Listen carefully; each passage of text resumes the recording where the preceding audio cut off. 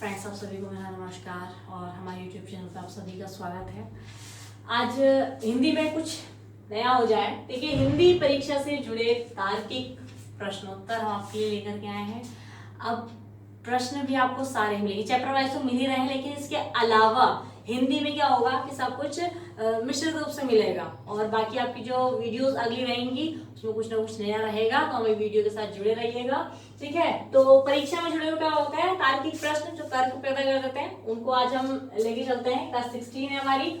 शुरुआत करते हैं बिना टाइम वेस्ट किए।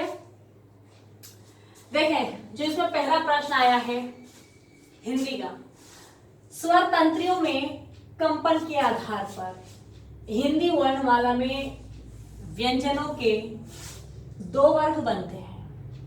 ठीक है, सवाल बहुत लंबा चौड़ा है, इसको समझना है। स्वर तंत्रियों में कंपन के आधार पर हिंदी वर्णमाला में व्यंजनों के दो वर्ग बनते हैं। अब वो दो वर्ग जो जोड़ा बनता है वो बनता है किस रूप में? अल्पप्राण महाप्राण कहेंगे, स्पर्श अंतस्थ कहेंगे, अघोष सघोष कहेंगे या ऊष्म स्पर्श कहेंगे? बताइए। एक काम क्या कीजिए, जब आप ये हिंदी के प्रैक्टिस सेट वगैरह देखा करें ना, या आप हिंदी के क्वेश्चंस देखा करें, तो आप नोट्स कर लिया कीजिए। एकदम आप जवाब दे दिया कीजिए कि हमसे पहले आपका जवाब अच्छा होना चाहिए। ठीक है, वैसे ही आप अपना आकलन कर सकते हैं कि हमारी तैयारी बढ़िया है या नहीं। अगर सारे सवालों के जवाब दिए जाते हैं तो ये तो बहुत अच्छी बात है विद्यार्थियों के लिए। ठीक, तो आप भी साथ साथ नोट करते रह कीजिए। जैसे क्वेश्चन पढ़ा एकदम उसका जवाब देने का आप भी और थोड़ा बता दिया कीजिए कि क्या रिस्पॉन्स है। तो स्वतंत्रियों में कंपन के आधार पर जब कंपन होता है, जब हमने वर्णमाला पढ़ी थी तो ये बताया गया था। तो वर्णमाला में जब व्यंजन के वर्ग बनते हैं वो दो वर्ग बनते हैं, ये भी ठीक है। तो वो दो वर्ग बनते कौन से हैं? ऊष्म स्पर्श का कोई जोड़ा नहीं है। अल्पप्राण महाप्राण नहीं कहेंगे, क्योंकि ये तो वायु से था ना, वायु से जुड़ी हुई बात। वायु में जब बोलना ज्यादा समय लगेगा, कम समय लगेगा, तो ये भी नहीं। स्पर्श अंतस्थ ये भी नहीं है। बचा अघोष और सघोष।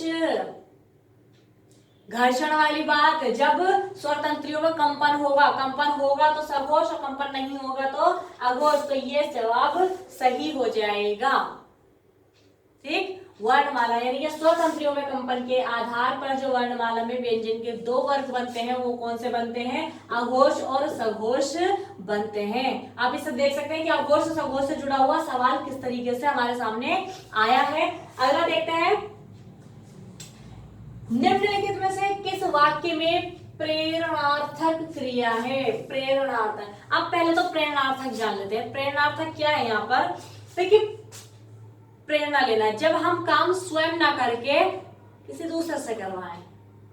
ठीक है, काम स्वयं ना करके दूसरे से कराना या करवाना, वो प्रेरणार्थक जाएगा। प्रेरणार्थक दो हो जाते हैं, एक तो कराना और दूसरा हो जाता है करवाना। तो दोनों ही प्रेरणार्थक में जाएंगे, सीधी सी बात। तो यहाँ पूछा गया है कि किस वाक्य में प्रेरणार्थक क्रिया है? जो क्रिया का मतलब वही है जो काम होना है या करना है, वो स्वयं ना कर करके दूसरे से करवाना, वो प्रेरणार्थक क्रिया कहलाएगी। अब यहाँ देखते हैं, रमा ने राधा से पत्र लिखवाया। बी ऑप्शन है युवक टहल रहा है। सी ऑप्शन है राम ने अमरूद खरीदे।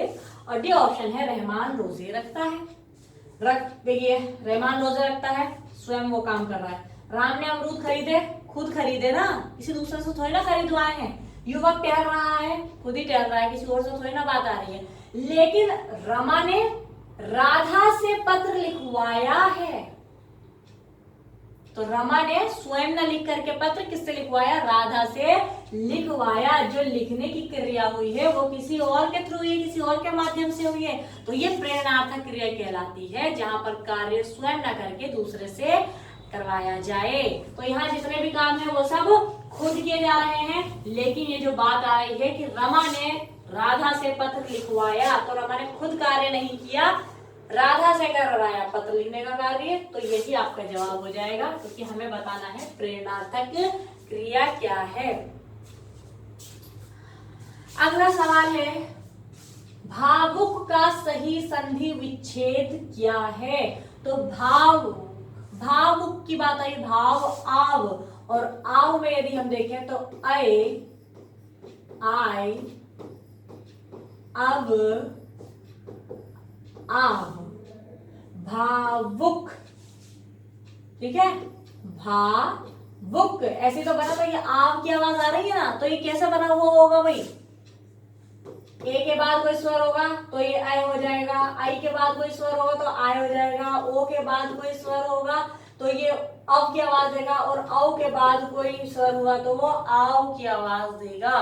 ठीक है, ये बताया गया था संधि चैप्टर जब पढ़ाया गया था। भावुक नहीं कहेंगे, गलत है। भावुक बिल्कुल नहीं। भावुक, हाँ ये सही है। ठीक है, भावुक ये भी गलत है। भाव और उक इसमें बिल्कुल सही है। तो औ के बाद अन्य स्वर आने पर ये हो गया आवु, यानी कि भावुक। और कैसे रहेगा, भावुक। तो ये जो है हमारा सही संधि विच्छेद है भावुक का, भावुक। अगला देखें, निम्नलिखित में से सही मेल नहीं है। सही मेल नहीं है बताना, सवाल किसी भी तरीके से घुमाया जा सकता है, बशर्ते आपको चैप्टर अच्छे से समझ में आया हो। ठीक, तो देखिए अच घन अंत दे रखा है, हो गया अजंत, तो क्या ये सही है? षट दर्शन चाचा एरा अनु अय, क्या करेंगे आप? ये एग्जाम में पूछा जा चुका है, प्रीवियस एग्जाम में। संधि विच्छेद, कहीं कहीं पर संधि का नाम आता है, कहीं कहीं पर संधि का विच्छेद करने के लिए आ जाता है। ठीक है, और कहीं कहीं पर स्थिति ऐसी आ जाती है कि कौन सा विच्छेद सही है। तो यहाँ सवाल देखिए दूसरा रूप लेकर आया है, अच और अंत यदि च के बाद कोई स्वर आ जाए तो क्या होता है, इस च का आघोष का सघोष में परिवर्तन हो जाता है। नियम संधि का ये कह रहा है, व्यंजन संधि का नियम है कि यदि अघोष के बाद कोई स्वर आता है या अ आता है तो वो क्या हो जाता है, वो अघोष सघोष में परिवर्तन, अपने ही वर्ग के सघोष में परिवर्तन हो जाता है। तो चे छे जे जे, देखिए जे आ गया है, तो अच और अंत क्या हो जाएगा, अजंत हो जाएगा। तो ये सही है। चाचा एरा चचेरा, ये भी सही है। अनु अय, तो ऊ के बाद कोई स्वर आने पर ने आधा हो जाएगा और वे पूरा हो जाएगा, अनुवय, ये भी बिल्कुल सही है। तो देखिए षट दर्शन, जैसा कि हमने कहा कि अघोष के बाद सघोष आए तो अघोष का सघोष में परिवर्तन हो जाता है। तो षट, ये व्यंजन संधि का नियम, षट, और यहाँ आया है दर्शन, तो इसका सघोष हो जाना था, टे ठे डे, डे आ जाना था यहाँ पर, ये बनता षड दर्शन, लेकिन ऐसा नहीं हुआ। षड दर्शन, ये षड दर्शन शब्द दर्शन ऐसे ही लिखा हुआ है, तो यही गलत है बस। ठीक है, यही सवाल का जवाब हो जाएगा। ये षड दर्शन इस तरह से लिखा हुआ होना चाहिए था, षड दर्शन। ठीक है, तो कौन सा सही मेल नहीं है पूछा जा रहा है, तो ये सही है, ये भी सही है, ये भी सही है, बस एक ये गलत है। यहाँ पर डे होता तो सही हो जाता है ना। अगला देखें, गर्म दूध पीना लाभदायक होता है, वाक्य में कौन सा विशेषण है? विशेषण क्या होता है? जो संज्ञा है सर्वनाम की विशेषता बताता है। कोई भी संज्ञा है, कोई भी सर्वनाम है, ठीक, तो उसकी जो संज्ञा बताता है वो विशेषण कहलाता है। अब पूछा जा रहा है कि गर्म दूध पीना लाभदायक होता है, वाक्य में कौन सा विशेषण है? संख्यावाचक विशेषण, गुणवाचक विशेषण, परिमाणवाचक विशेषण, सार्वनामिक विशेषण। तो एक सवाल का जवाब तो देखिए यहाँ आपको कितने सारे सवालों के जवाब मिल रहे हैं। पहली बात तो विशेषण के सारे प्रकार आपको यहाँ पे मिल गए। विशेषण के 4 प्रकार होते हैं, संख्यावाचक, गुणवाचक, परिमाणवाचक और सार्वनामिक विशेषण। ठीक, जैसा कि संख्यावाचक है, यहाँ पर कोई संख्या तो दे नहीं रखी है कि 1 गिलास गर्म दूध पीना लाभदायक होता है, ऐसा कुछ नहीं है, ये तो नहीं होगा। फिर बात आती है कि परिमाण वाली स्थिति भी इसमें नहीं आ रही है। सार्वनामिक विशेषण, या हम कह रहे हैं बहुत दूध पीना लाभदायक है, तो परिमाण भी ऐसा कुछ नहीं दिखाई दे रहा है। सार्वनामिक भी नहीं है इसमें। यहाँ आएगा गुण, दूध का गुण बताया गया है, क्योंकि गुणवाचक विशेषण में आपके कई भेद हो जाते हैं। तो यहाँ पर कौन सा सही होगा? गुणवाचक विशेषण सही होगा। गर्म दूध पीना, दूध कैसा है, क्या कैसा गुण है दूध का? गर्म है, तो परिमाण तो यहाँ पे नहीं होगा, संख्यावाचक नहीं होगा, सार्वनामिक नहीं है, तो गुणवाचक विशेषण यहाँ बिल्कुल सही हो जाएगा। गर्म दूध पीना लाभदायक होता है। निम्नलिखित में से सही सुमेलित है, सही सुमेलित है।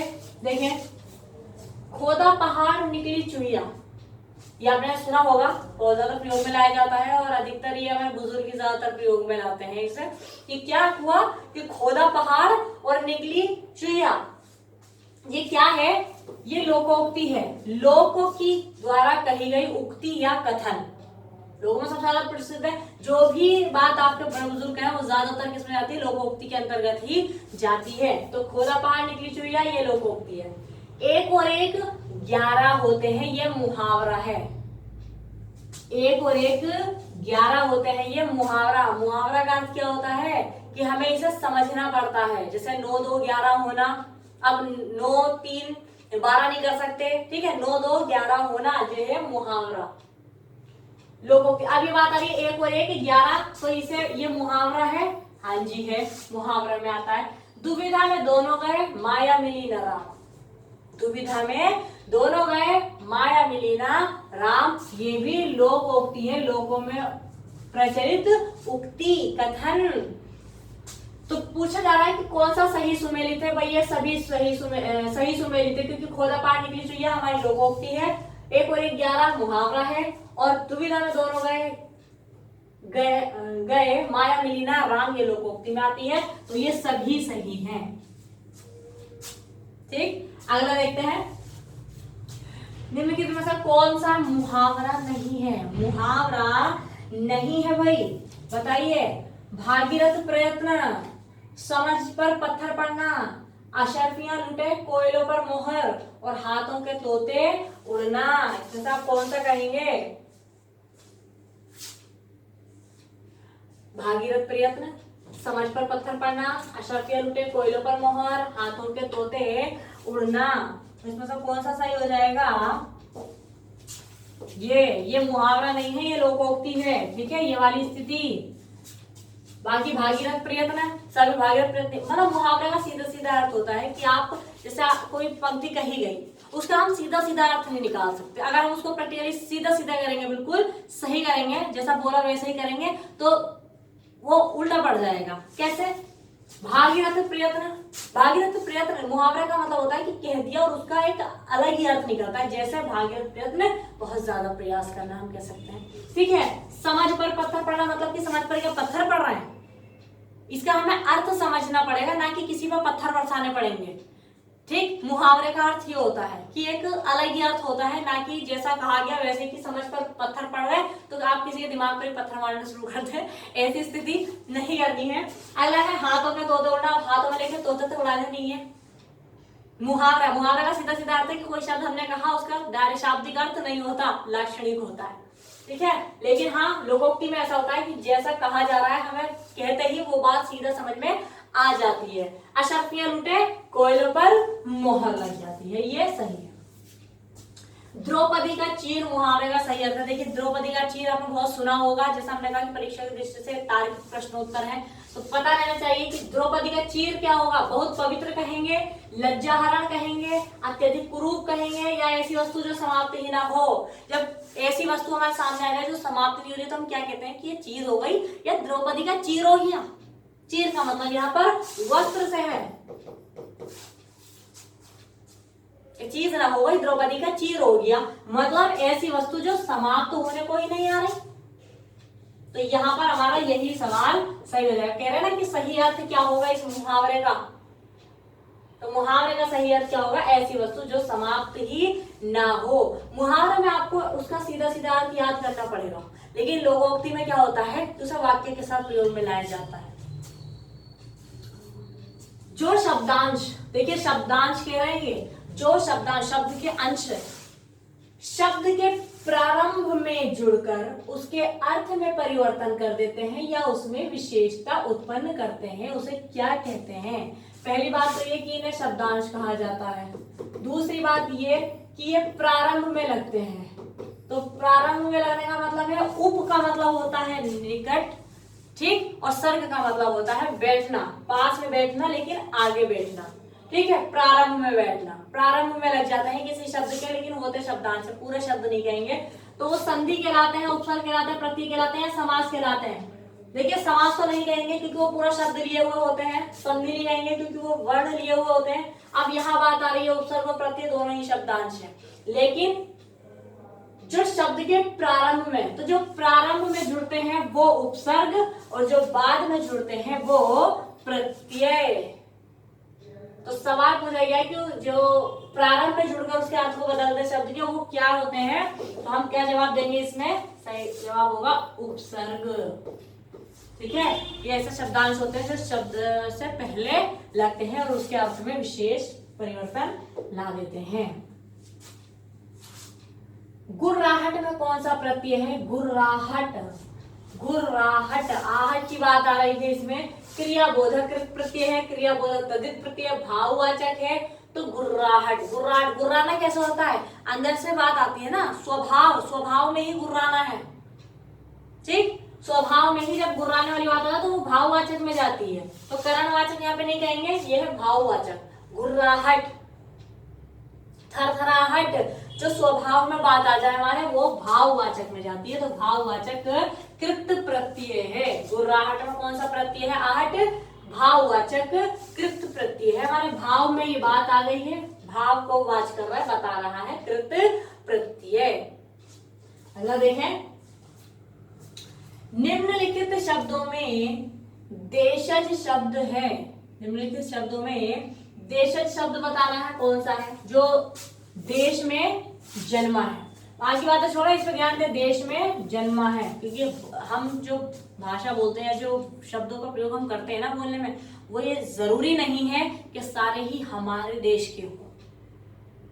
जितने भी शब्दों का हम प्रयोग कर रहे हैं ये जरूरी नहीं है कि सारे वो हमारे देश में ही जन्मे हो, नहीं। अगर हम ध्यान करें और गौर से उन शब्दों पर अपना ध्यान जमाए कि हाँ क्या है बोल रहे हैं क्या नहीं बोल रहे हैं, तो पता चलेगा कि आधे से ज्यादा जो शब्द हम अपनी वाणी में ला रहे हैं ना वो सब विदेशी हैं, अलग अलग देश से आए हुए हैं। तो यहाँ बात आ रही थी इनमें से बताना है कि कौन सा अपने देश का शब्द है, देशज शब्द है। चाय, बाजरा, सराय, पपीता, क्या करेंगे, क्या करेंगे भाई, चाय, बाजरा, सराय, पपीता। चाय नहीं कहेंगे, चाय सभी जानते हैं कौन से देश का है, चीनी, बाजरा, सराय, अभी फारसी में चला जाता है सराय, पपीता ये पुर्तगाली हो गया, फारसी हो गया, चाय, चीनी, तो बचा क्या, बाजरा। बाजरा हमारे देश का शब्द है, देशज, भारत में जन्मा है, ठीक। देशज शब्द है बाजरा, बाकी अन्य देश क्या जाता है। इन शब्दों में से तत्सम शब्द नहीं है,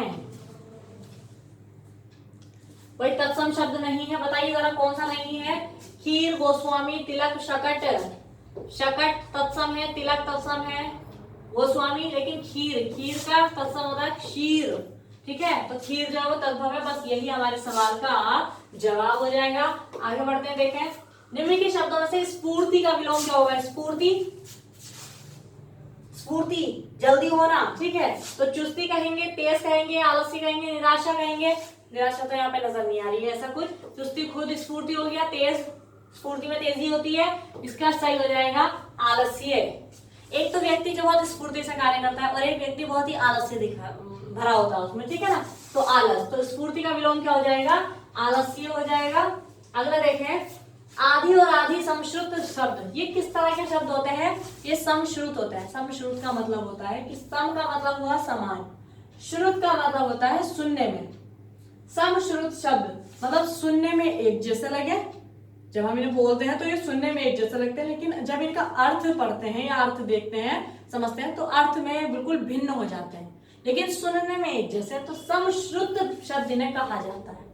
आधी आधी आप बोल के दे दीजिए, अर्थ जब करेंगे तो अलग हो जाएंगे। तो आधी छोटी की मात्रा और आधी बड़ी की मात्रा। समश्रुत शब्दों का क्रमशः सही अर्थ किस क्रम में है, तो किस क्रम में है देखिए, आधी प्रारंभ और अंत कर रखा है, नहीं, प्रारंभ और अंत के लिए तो ये वाला आदि आ जाएगा, ये आदि आएगा, अंत नहीं है। पूर्व पश्चात ऐसा भी कुछ नहीं है। शारीरिक कष्ट, मानसिक कष्ट, तो उसके लिए फिर आदि व्याधि होता है, आदि होगा और व्याधि होगा इसके लिए, लेकिन यहाँ पे ऐसा भी कुछ नहीं लिखा हुआ, यहाँ तो आदि और आदि है। अब अगला देखते हैं, आदि का मतलब होता है मानसिक कष्ट, और इस आदि का मतलब आधा का स्त्रीलिंग आधी, और इस आदि का मतलब होता है भाग या दो टुकड़े। जैसे रोटी है, रोटी को डिवाइड कर दिया तो आधी इधर और आधी इधर, तो आधी और आदि, कभी कभी ये आदि और व्याधि भी आ जाता है। तो आदि का अर्थ होता है मानसिक कष्ट, व्याधि का मतलब होता है शारीरिक कष्ट। अगला देखें, द्वंद्व समास के दोनों पदों के बीच किस चिन्ह का प्रयोग होता है? द्वंद्व समास, द्वंद्व एक दूसरे के प्रतिद्वंदी, इनमें क्या होता है, दोनों पदों के बीच में किस चिन्ह का प्रयोग सबसे ज्यादा होता है? विराम चिन्ह। विराम चिन्ह की स्थिति, विराम चिन्ह होता है, योजक चिन्ह होता है, अर्ध विराम होता है, अल्प विराम होता है। कौन सा होता है भाई?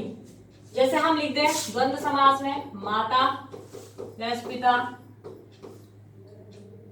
दाल रोटी, दाल रोटी, कपड़े लत्ते, ये सब द्वंद्व समास के एग्जाम्पल है। लेकिन इन सब में कौन सा, इनके बीच में कौन सा चिन्ह लग रहा है? ये चिन्ह लग रहा है, इसे क्या कहते हैं? योजक, जो जोड़ता है, योजक करता है, तो योजक चिन्ह यहाँ पर सही जवाब हो जाएगा। ठीक है, ये स्थिति। तो द्वंद्व समास के दोनों पदों के बीच में कौन से चिन्ह का प्रयोग होता है? योजक चिन्ह का प्रयोग होता है। आगे देखते हैं, शुद्ध वर्तनी वाला शब्द कौन सा है? लीजिए, हम मैं पढ़ाते पढ़ाते भी ध्यान दिलाती हूँ कि शुद्ध अशुद्ध भी पूछा जा सकता है। संधि समास, एक शब्द से कई सारे सवाल आपके बन जाते हैं। देखिए, शुद्ध वर्तनी वाला शब्द कौन सा है? कौन सा बताएंगे आप? अतिशयोक्ति, बढ़ा चढ़ा करके उक्ति करना, मतलब इसका ये हुआ। तो अति ठीक है यहाँ पे, यहाँ तो बिल्कुल गलत है, अति ये वाला होता ही नहीं है, तो ये भी गलत है। अब शयोक्ति ये नहीं, उक्ति, क्योंकि जब हम उक्ति लिखते हैं तो क्या होता है, छोटी की मात्रा लगती है, तो ये बड़ी की मात्रा आ रही है, तो दोनों ही गलत है। अब देखिए, उक्ति यहाँ भी है, उक्ति यहाँ भी है। अतिशय, जब किसी चीज की अतिशय हो जाए, ठीक है, तो इसमें आपका ये वाला सही हो जाएगा, पूरा शय आएगा, अतिशयोक्ति, बाकी सब गलत है। ठीक है, अतिशयोक्ति। तो शुद्ध वर्तनी किस कौन सा वाले की सही है? अतिशय उक्ति, उक्ति, अतिशयोक्ति। अगला देखें, सावन के अंधही ज्यो सुझत रंग हरो, इस पंक्ति में अलंकार कौन सा है? ज्यो, मानो, मनहु, जानो, जनू, ज्यो वाली स्थिति जब आ जाती है, ये देखिए, ये इससे पता चलता है इसमें कौन सा अलंकार है? उत्प्रेक्षा अलंकार है। कौन सा अलंकार है? उत्प्रेक्षा अलंकार है। अगला देखें, होता उन्हें केवल धर्म प्यारा, सत्कर्म ही जीवन का सहारा, प्रोक्त पंक्ति में कौन सा छंद है? छंद का मतलब यहाँ पर बताइए। छंद आपके जब चैप्टर पढ़ाया जाएगा तो और अच्छे समझाया जाएगा। ठीक है, वार्णिक होते हैं, मात्रिक होते हैं। देखें, होता उन्हें केवल धर्म प्यारा, इसमें देखते हैं कितने शब्द हैं। तो 1 2 3 4 5 6 7 8 9 10 और 11, आधे की गिनती नहीं होती, आधे व्यंजन की इसमें गिनती नहीं होती है। 1 2 3 4 5 6 7 8 9 10 11, तो यहाँ भी 11 है, और यहाँ दूसरे पद में भी कितने वर्ण लिखे हुए हैं? 11 वर्ण लिखे हुए हैं। तो 11 11 का मिलकर के बनता है इंद्रवज्रा। ठीक है, तो ये कौन सा हमारा सवाल चलेगा, कौन सा छंद है? इंद्रवज्रा, क्योंकि जितने भी पद हम देखेंगे उन सब में 11 11 वर्ण होंगे। एक तो ये दूसरी बात आती है कि ये वार्णिक छंद है। वार्णिक, जिसमें वर्णों की गणना होती है। वर्णों की गणना कीजिए, आधे वर्ण की गिनती नहीं होती है, पूरा पूरा वर्ण देख लीजिए, 1 2 3, आप गिनती करके देखिएगा, 11 ही इसमें है, 11 ही इसमें है, आधे वर्ण की गिनती इसमें नहीं होती है। तो ये वर्णों की गणना के आधार पर छंद है, वार्णिक छंद है। और कौन सा है? इंद्रवज्रा। इंद्रवज्रा में प्रत्येक चरण में कितने वर्ण होते हैं? 11 11 सब में होते हैं। निम्नलिखित वाक्य में से शुद्ध वाक्य का चयन कीजिए। शुद्ध वाक्य का चयन करना है। देखें, बैल और बकरी घास चरती हैं। बैल और बकरी घास चरते हैं। बैल और बकरी घास चरता है, बिल्कुल गलत। बैल और बकरी घास चरती है, नहीं, दो है ना, बहुवचन है। तो बैल और बकरी घास चरती है, नहीं।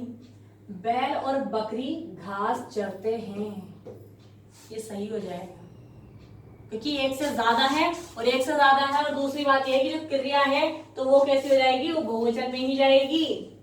तो बैल और बकरी घास चरते हैं, ये दोनों बिल्कुल गलत, ये भी गलत है, दूसरा बिल्कुल सही हो जाएगा। अगला देखें, निम्नलिखित वाक्य में से शुद्ध वाक्य का चयन कीजिए। फिर शुद्ध वाक्य का चयन करना है। अधिकारियों ने कागजात का निरीक्षण किया। कागजात का निरीक्षण कहाँ होता है, नहीं होता। अधिकारियों ने कागजात का परीक्षण किया, परीक्षा थोड़ी ली जा रही होगी।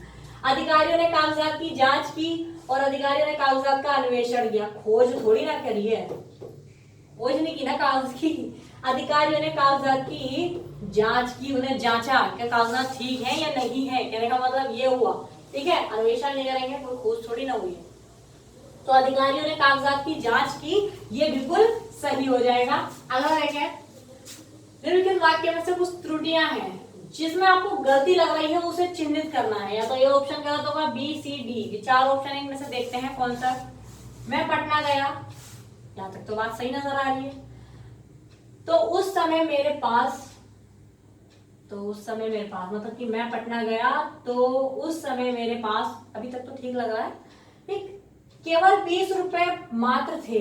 ओहो, और कोई त्रुटि नहीं है, बताइए कौन सा होगा। मैं पटना गया लगभग सही है। तो उस समय मेरे पास, हम ऐसे ही बताते हैं, केवल 20 रुपए मात्र थे। आप या तो केवल का प्रयोग कर लीजिए या फिर मात्र का प्रयोग कर लीजिए, है ना। केवल 20 रुपए थे या 20 रुपए मात्र थे, ये दोनों एक साथ नहीं आ सकते, दोनों एक साथ नहीं आ सकते हैं। तो इसमें कौन से वाले पार्ट में गलती है, हमारे सी पार्ट में गलती है। तो जिसमें त्रुटि है वो बताना है, तो इसमें सी पार्ट में त्रुटि है। केवल और मात्र हमेशा एक साथ नहीं आते हैं, ठीक। अगला देखें, भूरी भूरी भेदभाव भूमि से भगा दिया। तो क्या समझ आ रहा है, इसमें पूछा है कि अलंकार कौन सा है। अलंकार, उसको सजाया कैसे गया है। यमक जोड़ा है, रूप दे दिया गया है, अनुप्रास यानी कि किसी वर्ण की बार बार आवृत्ति कर दी गई है, उपमा या किसी की उपमा बताई गई है, तो उपमा तो इसमें बताई नहीं गई है, यमक भी नहीं है, जोड़े के रूप में आया नहीं है, अपने अपने अर्थ नहीं लाया। अलंकार चैप्टर में और अच्छे से क्लियर हो जाएगा। रूप भी नहीं दिया गया, देखिए भूरी भूरी भेदभाव भूमि से भगा दिया, ये भी आ गया, ये भी आ गया। हर शब्द से पहले एक वर्ण की आवृत्ति बार बार हो रही है, अनु हो रही है, बार बार वही वर्ण सब पीछे पीछे चल रहा है, अनु हो रहा है। तो भेद भाव भूमि से भगा दिया। तो सबसे ज्यादा आपको कौन सा सुनने को मिल रहा है, मतलब जहां पर आपको कुछ अगर समझ में भी नहीं आता है ना, ठीक है, लेकिन आपको एक वर्ण की आवृत्ति बार बार सुनाई दे रही है। जैसे हमने कहा भूरी भूरी भेदभाव भूमि से भगा, जब हम बोल रहे हैं तो हमें कौन सा वर्ण की साउंड सुनाई दे रही है, भय की ना।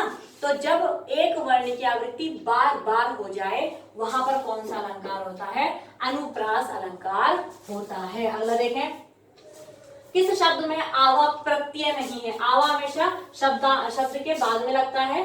दिखावा, तो देख अलग हुआ और आवा। चढ़ावा, चढ़ में भी आवा लगा हुआ है, देख में भी आवा लगा हुआ है। भूल से भुलावा में भी आवा प्रत्यय लगा हुआ है, लेकिन ये लावा में प्रत्यय लगा हुआ नहीं है, और यही सवाल का जवाब हो जाएगा। ठीक है, पूछा गया ना किसमें आवा प्रत्यय नहीं है, इन सब में आवा प्रत्यय है लेकिन लावा में नहीं है। अगला देखें, कौन सा उपसर्ग आचार शब्द से पूर्व लगने पर उसका अर्थ जुल्म हो जाता है। ये सभी उपसर्ग हैं, लेकिन उपसर्ग कौन सा लगेगा आचार से पहले जिसका अर्थ जुल्म हो जाएगा। अत्याचार, अनाचार, दुराचार, निराचार। किसी पर जुल्म करना यानी कि अत्याचार, उसने बहुत अत्याचार सहे हैं। अत्याचार का मतलब वही वाली स्थिति है, देखें अत्याचार,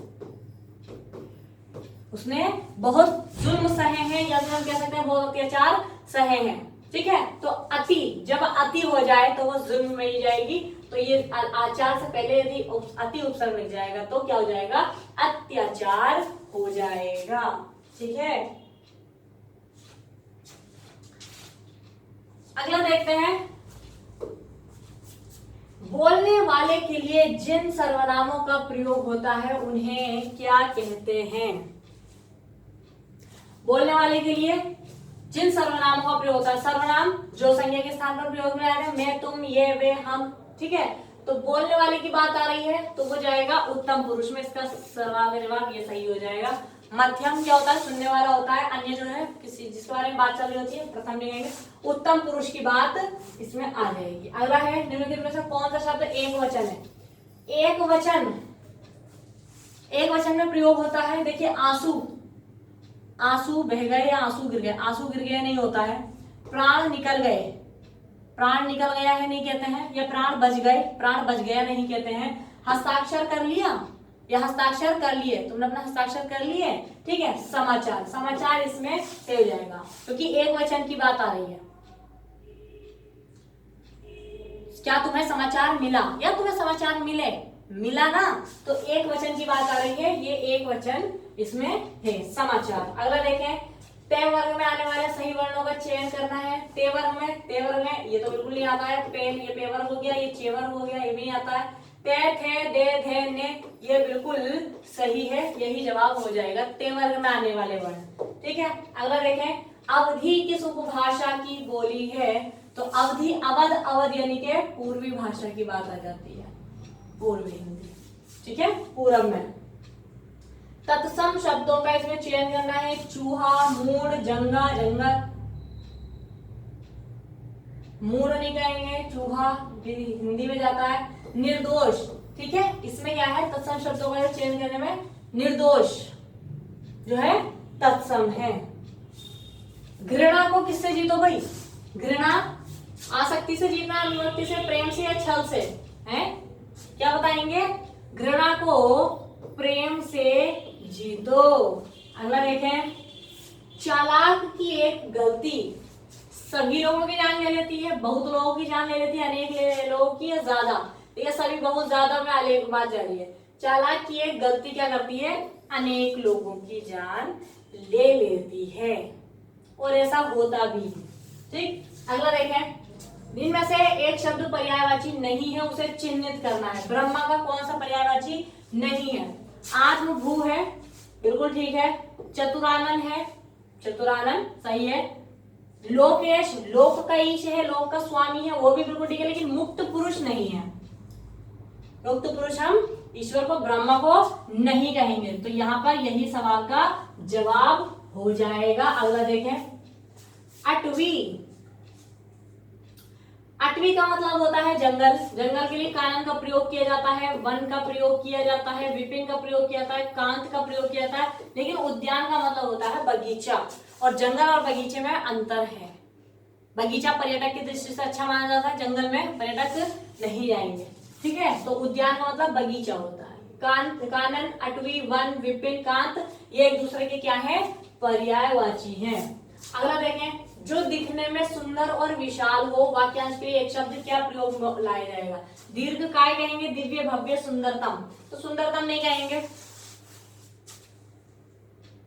क्योंकि सुंदर से दिखने की जब बात आएगी, लेकिन यहाँ कह रहे हैं कि दिखने में सुंदर भी हो और विशाल भी हो, बड़ा भी हो, तब वो कैसा प्रयोग में लाया जाएगा, तो दीर्घ काय नहीं कहेंगे, गलत, दिव्य भी नहीं कहेंगे, सुंदरतम नहीं, क्योंकि पूछा गया है कि दिखने में सुंदर भी हो और विशाल भी हो। कोई इमारत है और वो दिखने में सुंदर है और विशाल भी है, बहुत बड़ी भी है, तो हम क्या कहेंगे, तब भव्य का प्रयोग किया जाता है, भव्य इमारत, ठीक। अगला देखें, वात्सल्य किसे कहा जाता है, वात्सल्य क्या है, छोटों के प्रति प्रेम, संतान के प्रति प्रेम, पति के प्रति प्रेम, प्रियजनों के प्रति प्रेम, प्रेम तो है, वात्सल्य जो होता है वो संतान के प्रति प्रेम होता है। रस पढ़ेंगे, रस छंद अलंकार, तो उसमें बात आ जाती है ये, ठीक है। संतान के प्रति जो प्रेम होता है माँ बाप का, अपनी संतान के लिए जो प्रेम होता है वो क्या कहलाता है, वात्सल्य कहलाता है, वत्सलता दिखाई देती है। आधे अधूरे के लेखक कौन है, ये नाटक है आधे अधूरे, नाटक के लेखक है मोहन राकेश, कौन है, मोहन राकेश, आधे अधूरे। अगला है श्वानों, ये सॉरी, खानों को, श्वानों को मिलता दूध वस्त्र, भूखे बालक अकुलाते हैं, मतलब श्वान जो होते हैं उन्हें क्या मिलता है, मिलता दूध भी मिलेगा, वस्त्र भी मिलेगा, लेकिन जो भूखे बालक होते हैं वो अकुलाते हैं। इसके जो लेखक है, जो इतनी निराली बात की है वो किसने की है भाई, ये कथन के लेखक कौन है, इस कथन के लेखक सुभद्रा कुमारी चौहान नहीं, सूर्यकांत त्रिपाठी नाला नहीं, रामधारी सिंह दिनकर, मैथिली शरण गुप्त भी नहीं है, ये है रामधारी सिंह दिनकर। कि श्वानों को मिलता दूध वस्त्र, भूखे बालक अकुलाते हैं। देखिए मैया में तो चंद्र खिलौना लेहूं, पंक्ति में रस है। अगर रस नहीं पता तो फिर इसमें अलंकार भी हो सकता है, ठीक है। कि मैया में तो चंद्र खिलौना लेहूं, पंक्ति में रस कौन सा बताएंगे, श्री कृष्ण जी अपनी माँ से, यशोदा माँ से कह रहे हैं कि मैया में तो चंद्र खिलौना लेहूं, ठीक है। तो ये वात्सल्य रस इसमें हो जाएगा। और यदि इसी में बात पूछी जाए कि चंद्र खिलौना, तो यहाँ पर अलंकार कौन सा हो जाएगा, अलंकार होगा इसमें रूपक अलंकार, ठीक है। अलंकार की दृष्टि से पूछे जाए तो रूपक अलंकार, रस की दृष्टि से पूछे जाए तो वात्सल्य रस इसमें शामिल है। वीडियो यहीं समाप्त करते हैं, मिलेंगे अगली बार नई वीडियो के साथ, ठीक है।